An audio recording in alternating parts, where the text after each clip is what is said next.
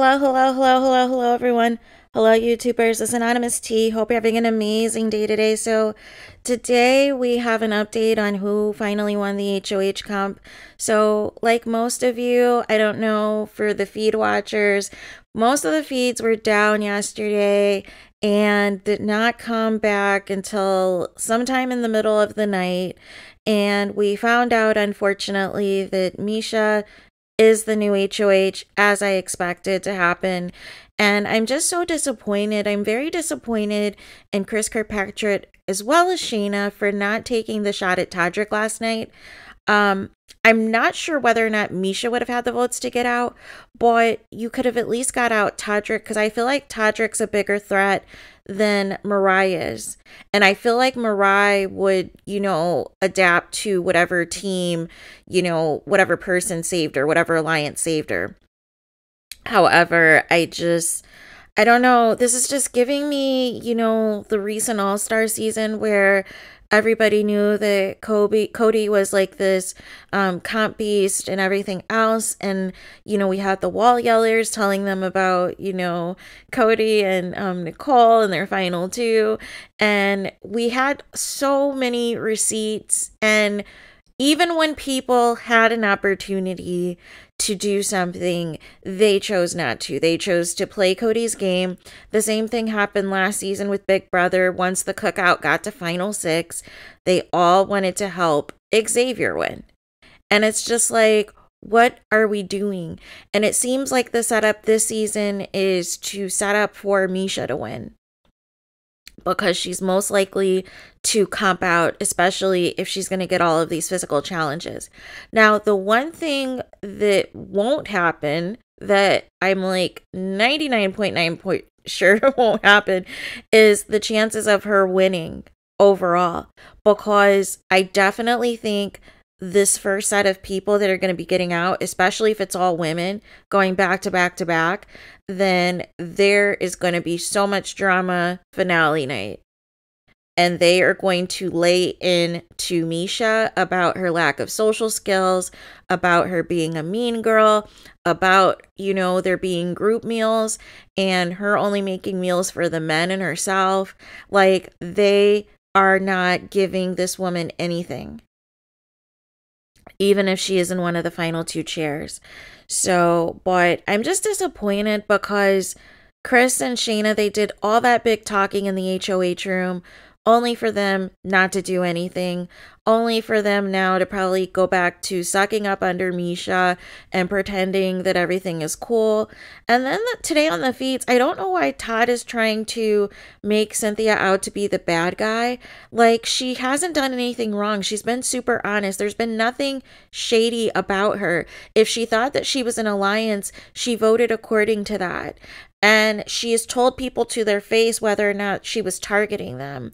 So this whole thing of throwing her under the bus and trying to make her seem like a bad guy is just disgusting when she's one of the nicest people. And then Carson is likely to go unless he wins veto, which is I don't understand what's happening. I don't understand all the people left in the house, how Misha is looking at the layout and says, Carson is my biggest threat. Like, can someone make that make sense to me? Like, what is she seeing that I'm not, that Carson is this big threat? Okay, so he has a good social game. He's good at memory comps. But what else? What are we talking about here?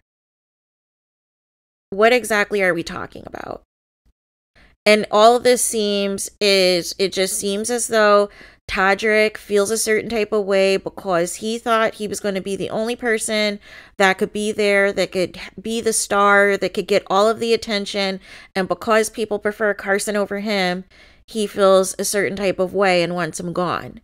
I have no other reason to think that these people really think Carson is this big time threat or anything else. Now, if he does make it to the end, he's definitely going to win. I do think that, because he has a better social game than most of the house.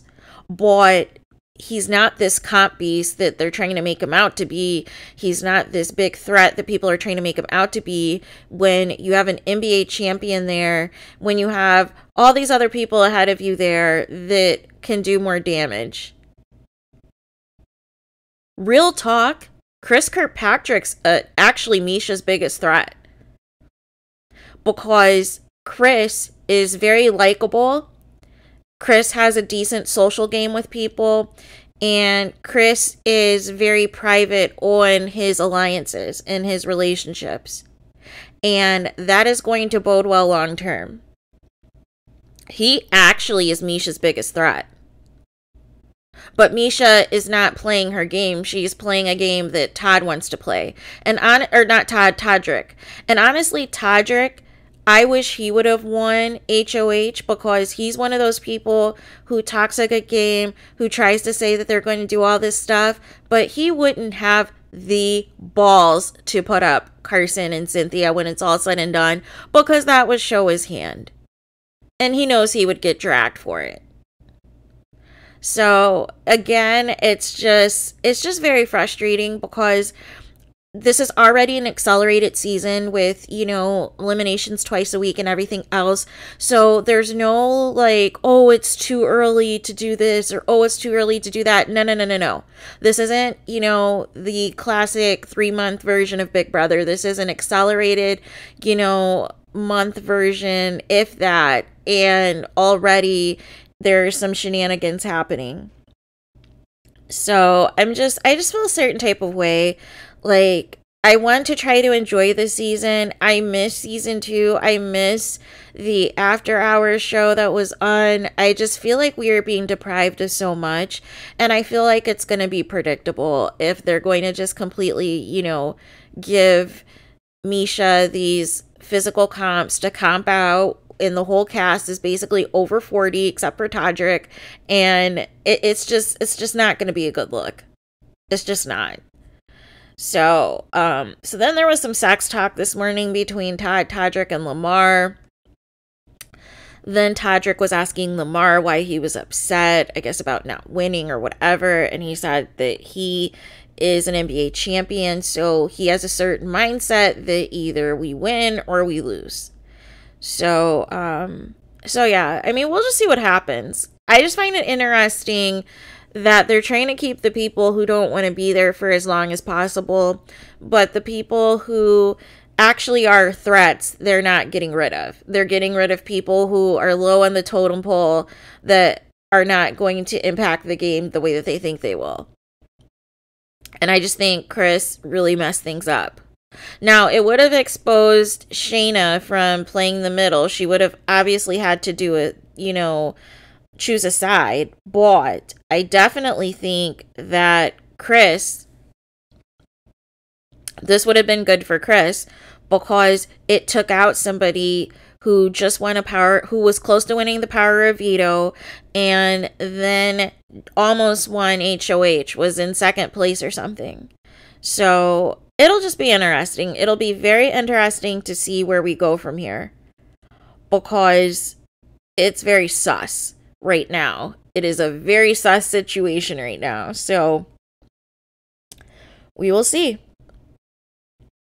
Also, one thing I just noticed as kind of watching back the replay a little bit. Did you guys see during the power of veto for the tiebreaker question between Todrick and Shayna that Chris Kattan was writing something down too? He wrote 6 for 6 hours. Oh my gosh. He is so clueless about the game, and it is so funny. It is incredibly funny. But yeah, that was hilarious. He was writing down a number as well, even though he wasn't even one of the finalists.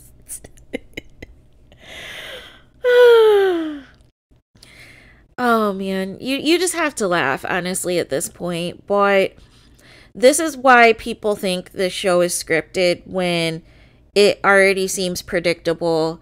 If you have either a major alliance dominating the show, or there's a clear person that production obviously is pushing to win, and everybody kind of just falls in line and lets it happen. And it is so frustrating to see this time and time and time again. Like, why can't we shake things up? And then apparently, after after Misha won and Todrick, you know, were talking in front of people, they basically said, you know, they were talking about each other at Final Two and all this and that, like in front of the other house cast, not caring at all, you know, just bragging away. And it's like, well, you guys had an opportunity to do something and you chose not to. So, you know, what are we supposed to do? Like, Shayna was complaining and, you know, saying that they're all going to get picked off and, you know, that they're all tired of this. And they were already having a conversation. Misha and Todrick, they're already counting their votes in the final 2 chairs. Like the game is over. And this is what I mean. It's the cockiness and the audacity for me. And it's like there's no regard for the other people in the house. No regard at all. But you want them to award one of those 2 people $250K. Like make it make sense. I don't see the both of them getting in those final 2 chairs. I don't. I do not. So yeah, that is all that I have. Please let me know your guys' thoughts on who is the new HOH. Surprise, surprise. I knew it was going to be Misha. It's likely, obviously, some sort of an endurance comp, I'm sure, that works to her advantage. So here we are. Another Grodner special. So those are all the thoughts that I have. Please let me know what you guys think. Please do not forget to like, comment, and subscribe. Hit the notification button so you're notified the moment I post new content on my channel. And with that being said, I will talk to you guys again very soon.